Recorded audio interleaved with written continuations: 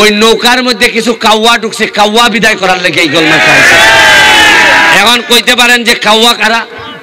কাউয়া হইল নামে কয় শেখ হাসিনার, নামে কয় আওয়ামী লীগ, আর কামে বাগানবাসীর 5,000 টাকার থেকে 2,000 মাইরা দেয়। কাউয়া কেটা জানেন? কাউয়ায় ভোটের সময় কয় আমরা নৌকা লই আইছি, তাড়াতাড়ি ভোট দাও, আর আপনারা কোন রাস্তা বানাই দিবাইনি, কয় দিমু, এরপরে আর 5 বছর কোনো খবর রাখেন, এরারে কয় কাউয়া। মাননীয় সংসদ সদস্য এই লাফালাফি বাড়াবাড়ি যে প্রধানমন্ত্রী বলেছেন, বক্তৃতা করেন, শেখ হাসিনার নামটা পর্যন্ত শালীনতার সঙ্গে উচ্চারণ করেন না।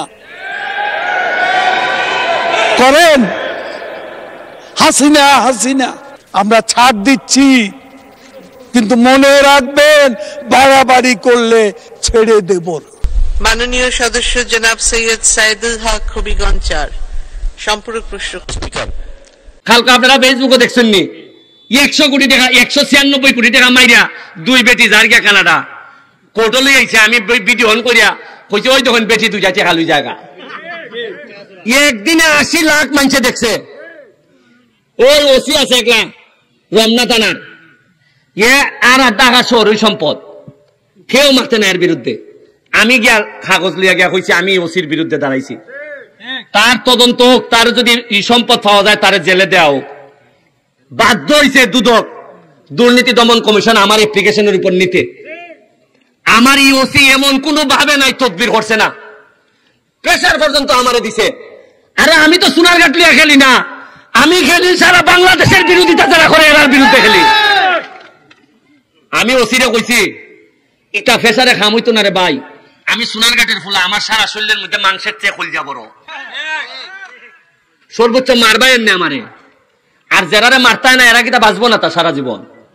যারা ডরায় না আপনারা, যারা কথা কইতে ডরায়, তারা কিন্তু আমার চেয়ে বেশি বাচ্চা লাগবে না। তাহলে যদি আমার হাত লেখকে দেখেন 1000 লোক আমার মারতে চাইলেও মারতে পারতো না।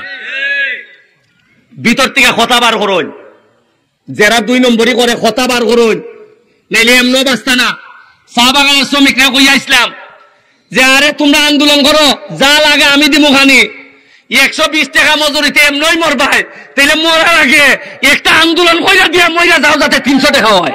উন্নয়ন আমি আপনারা একটা কথা কইয়া যাইতাম চাই, খালি আমার আর মরলে উনকা আর আমার কোনো দুঃখ নাই, একটুই কষ্ট লাগবো যদি উনকা মরি, আমার ছেলে মেয়ের লেগে কষ্ট লাগতো না। কষ্ট লাগবো যে আমি আমার সোনারঘাটটারে জায়গা মতো দিয়া যাইতাম পারছি না। সর্বোচ্চ মারবাই এমনি আমারে, প্রতিদিন আমারে কইন তারা যে তোরা মারি লিবরে ফুট, তুই তো খালি সোনারঘাট তোর শত্রু না, তোর শত্রু হইল দুনিয়ার সব মানুষ, বেশিরভাগ নেতারা আমার শত্রু। এখনো সোনারঘাটের মিনিমাম 1 থেকে 150 ব্রিজ লাগে, এখনো ফুকপাড়ি দিয়া আপনার ফুকপাড় থেকে পশ্চিম পাড় পর্যন্ত আরো 3টা ব্রিজ লাগে, নাল মুখ লাগে। সোনারঘাটের যে ব্রিজটা এটা পুরানো গেছে, এটা বদলাইয়া নতুন করণ লাগে, একটা রাস্তা করণ লাগে। আপনার প্রতিটা রাস্তা বাঙ্গিয়া সুরমার, একটা বা 2টা দিলেও আমি চালাই নিতে পারবো মাননীয় মন্ত্রী। ধন্যবাদ। আমি এখন মাননীয় যোগাযোগ মন্ত্রী জনাব ওবায়দুল কাদেরকে তার বক্তব্য রাখার আহ্বান জানাচ্ছি। মাননীয় স্পিকার,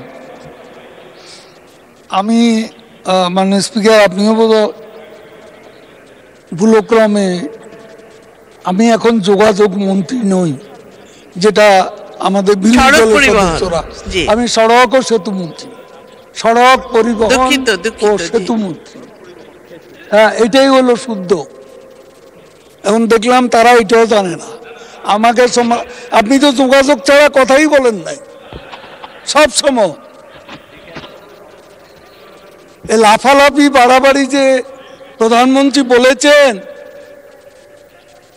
বক্তৃতা করেন, শেখ হাসিনার নামটা পর্যন্ত শালীনতার সঙ্গে উচ্চারণ করেন না। করেন হাসিনা হাসিনা, নেতা আন্দোলনের নির্বাচনের খেলা হবে এমনি বলিনি। মাননীয় সংসদ সদস্য, ভারতে পশ্চিমবঙ্গে যে নির্বাচন হলো, যে নির্বাচনে মমতা ব্যানার্জি বিপুল সংখ্যাগরিষ্ঠতায় জিতেছেন, সেখানে মূল স্লোগান ছিল খেলা হবে। কি আমি ভুল বলেছি? সেখানে শুধু মমতা ব্যানার্জি না, নরেন্দ্র মোদীও খেলা হবে দুর্নীতির বিরুদ্ধে, সন্ত্রাসের বিরুদ্ধে, এগুলো বলে বক্তৃতা করেছে। এটা কোনো হালকা বিষয় না। রাজনীতিতে এই পলিটিক্যাল হিউমার আছে, তো পশ্চিমবঙ্গে তো কেউ বলেনি এ কথা। আর আমি কালকে বাড্ডা 1.5-2 লাখ লোকের সামনে বক্তৃতা করছি, সারা মাঠ খেলা হবে বলেছে। তাহলে জনগণ তো এটাকে অপছন্দ করছে না, আপনি কেন করছেন? আপনার ভালো লাগে না, আপনি বলবেন না।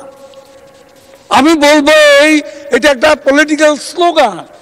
পশ্চিমবঙ্গ ভারতে গণতান্ত্রিক দেশ, প্রাইম মিনিস্টার নরেন্দ্র মোদী এবং মমতা ব্যানার্জি মুখ্যমন্ত্রী, তারা এক্সচেঞ্জ করেছেন এই শব্দটাই বেশি, এই স্লোগানটাই বেশি। তাতে কিন্তু গণতন্ত্র হালকা হয়ে গেছে। জনগণ কি সেটা মনে করে? জিজ্ঞেস করুন। জনগণ তো সমস্যারে পাল্টা সঙ্গে সঙ্গে স্লোগান দিচ্ছে, উচ্চারণ করছে। তা আমি তো জনগণের ভাষাটা যেহেতু জনগণ পছন্দ করছে সেই জন্য বলছি। আমি তো মারামারি করতে বলিনি, আমরা তো মারামারি করতে বলিনি, আমরা ছাড় দিচ্ছি। কিন্তু মনে রাখবেন, বাড়াবাড়ি করলে ছেড়ে দেব না। পরিষ্কার কথা। আমরা কি আওয়ামী লীগ কোথাও আপনাদের সাথে মারামারি করতে গেছি? কেন এসব কথা তুলছেন? একটা লোক আমরা ঘরে থাকতে পারছি 5 বছরে 5 সপ্তাহ আমি আমার নিজের ঘরে থাকতে পারিনি। এখানে আমাদের নেতারা বসে আছে, প্রত্যেকের গায়ে দাগ আছে। রাস্তা বেধড়ক পিটুনি, মোহাম্মদ নাসিম মারা গেছে, সেই বয়স্ক ব্যক্তি আব্দুল সামাদ আজাদ আজকে নেই। এদেরকে পর্যন্ত হামলা করা হয়েছে। বাড়ি ঘরে থাকতে পেরেছি আমরা, সেটার বিরুদ্ধেই খেলা হবে। জয় বাংলা, জয় বঙ্গবন্ধু। ধন্যবাদ মাননীয় সড়ক পরিবহন ও সেতু মন্ত্রী জনাব ওবায়দুল কাদের, আপনাকে অসংখ্য ধন্যবাদ। শুনলেন তো দর্শক, কিভাবে সড়ক পরিবহন ও সেতু মন্ত্রী ওবায়দুল কাদেরকে বাঁশ দিল আমাদের প্রিয় ব্যারিস্টার সুমন ভাই। যেখানে অন্যায় দুর্নীতি সেখানেই ব্যারিস্টার সুমন ভাই তারই প্রমাণ দিল আজকে। হোক সে বড় এমপি মন্ত্রী, দুর্নীতি করলে কোন রক্ষা নেই। দর্শক, সেতুমন্ত্রী ওবায়দুল কাদেরের অসংখ্য দুর্নীতি সাধারণ জনগণ জেনেও চুপ করে বসে আছে, কারণ তারা কথা বললেই তাদের মেরে ফেলা হবে। আর সেই জায়গায় তাকে সামনে পেলে কিভাবে অপমান করছে ব্যারিস্টার সুমন ভাই। সত্যিই সাহসিকতার বীর পুরুষের প্রমাণ দিল আজকে সুমন ভাই। শুধু দুর্নীতিবাজদের বিরুদ্ধে রুখে দাঁড়ান তা কিন্তু নয়, তিনি সাধারণ জনগণের একজন বন্ধু বটে। এই জন্যই তো সাধারণ জনগণ তার নাম দিয়েছে মানবতার ফেরিওয়ালা। এই ব্যারিস্টার সুমন নিজের টাকায় করেছে অসংখ্য ব্রিজ। এমপি হওয়ার আগেই আপনি আপনার এলাকায় দেখাতে পারবেন এমন কোন এমপি রয়েছে যে নিজের টাকায় সাধারণ মানুষের জন্য কিছু করে? নিজের টাকায় কিছু করা তো দূরের থাক, সরকারের টাকাই তো খেয়ে ফেলে সব। সত্যি মানবতার ফেরিওয়ালা ব্যারিস্টার সুমন ভাই। তিনি বাংলার জন্য একজন ফাটাকেষ্ট, সত্য পথের পথিক। দর্শক, সবাই ব্যারিস্টার সুমন এর জন্য দোয়া করবেন, তিনি যেন এইভাবে চোর এমপি মন্ত্রীদের ধোলাই করতে পারেন। ভালো থাকবেন, সুস্থ থাকবেন, দেখা হবে পরবর্তী কোনো ভিডিওতে। আর আপনি চ্যানেলে নতুন হয়ে থাকলে এখনই সাবস্ক্রাইব করে রাখুন।